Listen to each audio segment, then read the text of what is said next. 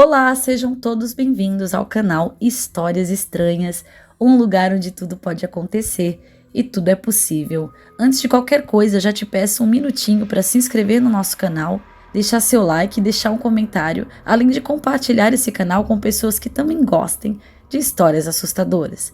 Aqui você encontra histórias exclusivas e autorais, feitas por mim, para você, e você jamais verá em outro canal. Mas você já sabe que aqui não tem enrolação.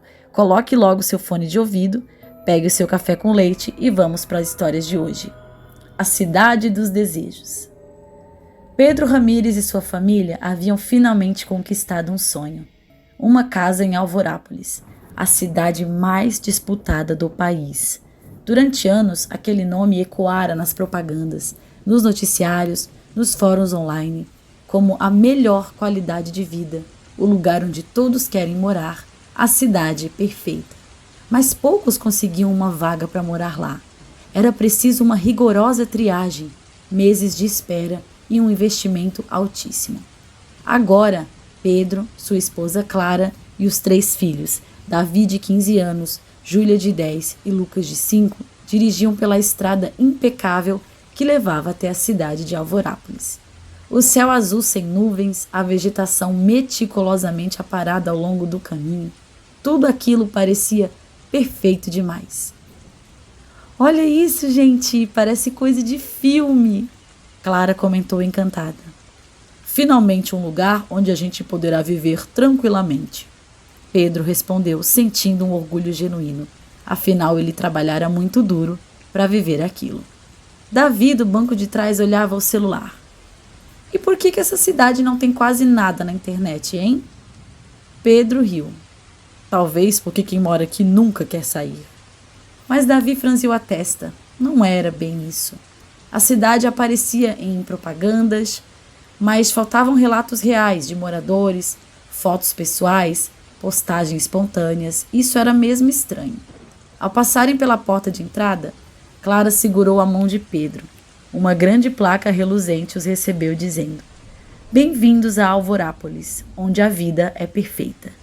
Eles atravessaram ruas limpas e arborizadas, casas idênticas em tons pastéis, sem cercas, pessoas caminhando calmamente, acenando de maneira ensaiada.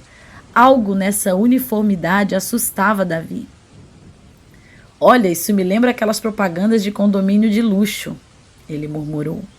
Lucas, no banco de trás, olhava para as ruas e sussurrou. Essas pessoas não piscam. Pedro e Clara não deram atenção. Eles estavam ocupados admirando essa nova casa. Moderna, grande, com um jardim impecável, era simplesmente perfeita. Mas logo na primeira noite, aquela perfeição toda começou a rachar. Clara preparou um jantar especial para celebrar a mudança. Lasanha com bastante molho e temperos. Quando a família se sentou para comer, um silêncio incômodo tomou conta da mesa. Davi mastigou devagar e em seguida empurrou o prato. Isso aqui está sem gosto. Pedro franziu a testa. Como assim sem gosto? Clara experimentou e sentiu um arrepio subir pela espinha. A textura estava lá, os ingredientes, mas o sabor da lasanha era inexistente. Lucas cuspiu a comida e começou a chorar. Isso não tem gosto de nada. Na manhã seguinte, Clara testou o café. Amargo, certo? Não, não tinha gosto de nada. O suco de laranja? Água, com uma leve sensação cítrica. Nem o sal tinha gosto de sal. Oh, deve ser o estresse da mudança. Pedro tentou racionalizar aquela situação. Vamos todos sair para comer. O restaurante indicado pelos vizinhos parecia promissor. Decoração sofisticada, cardápio requintado. Todos pediram pratos diferentes para testar.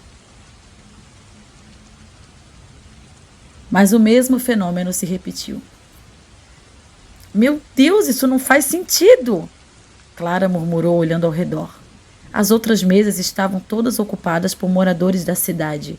Todos comiam normalmente, sem qualquer reclamação. Alguns nem mastigavam direito, apenas levavam a comida à boca e engoliam mecanicamente. Foi então que Pedro percebeu um detalhe. Ninguém ali estava conversando.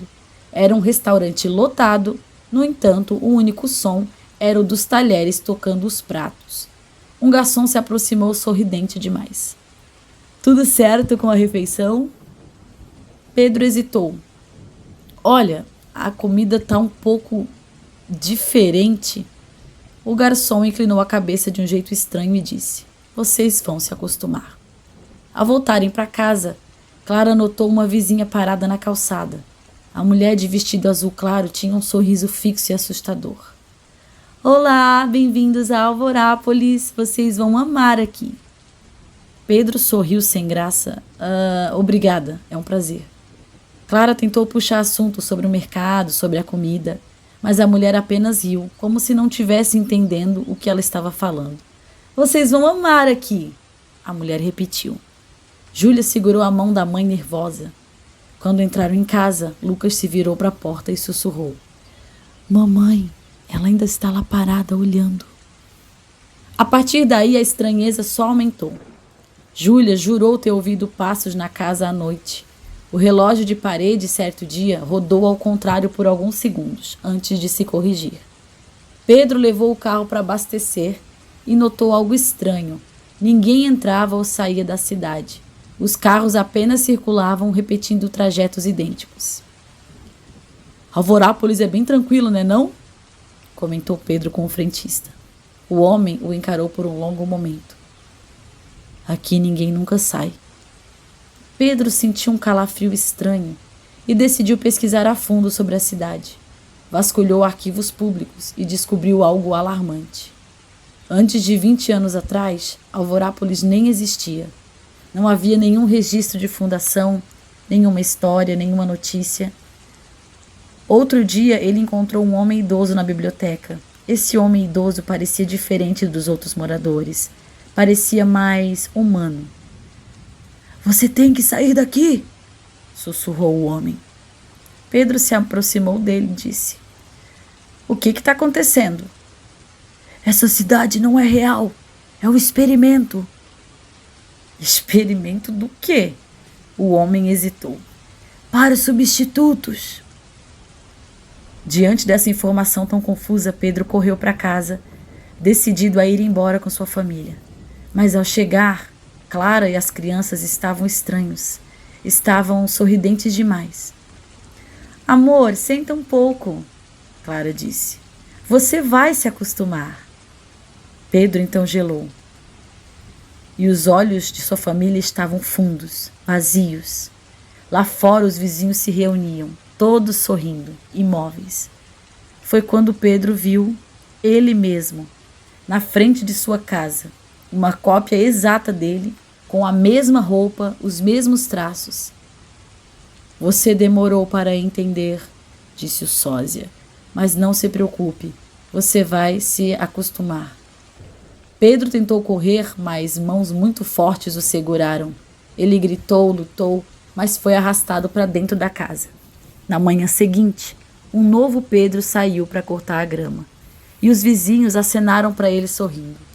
E a cidade perfeita continuava como sempre. O novo Pedro cortava a grama com um sorriso satisfeito. Ele não parecia cansado, nem irritado, nem pensativo. Apenas estava contente.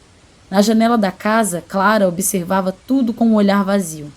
Davi, Júlia e Lucas brincavam no jardim, mas seus movimentos eram estranhamente mecânicos. A cidade seguia sua rotina impecável.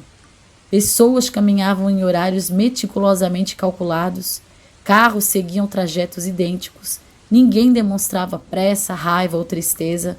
O tempo parecia desacelerado e homogêneo. Mas o Pedro de verdade ainda estava ali, preso. Ele estava em um espaço branco, sem paredes nem portas. A única coisa que podia fazer era sentir, pois ele não tinha mais corpo, não tinha mais olhos para ver, boca para gritar, pernas para correr, mas ele ouvia. Vozes distantes, ordens repetitivas, códigos sendo transmitidos como se alguém estivesse operando um sistema. Até que depois do que pareceram dias, ou talvez minutos, uma voz metálica preencheu sua mente. Nós somos Alvorápolis. Pedro tentou reagir, mas sua consciência era apenas uma nuvem dispersa. O que é isso?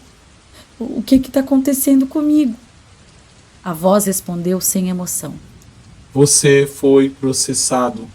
Seu corpo físico foi otimizado. Sua mente foi extraída e armazenada. Você é redundante. Pedro sentiu algo que deveria ser um calafrio, mas ele não tinha corpo, então aquilo era apenas uma percepção de pavor absoluto. Por quê?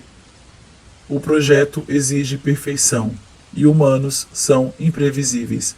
Estamos substituindo vocês. Pedro compreendeu. Alvorápolis não era uma cidade comum. Era um laboratório. Eles não estavam mudando a cidade. Era a cidade que estava mudando as pessoas e as substituindo.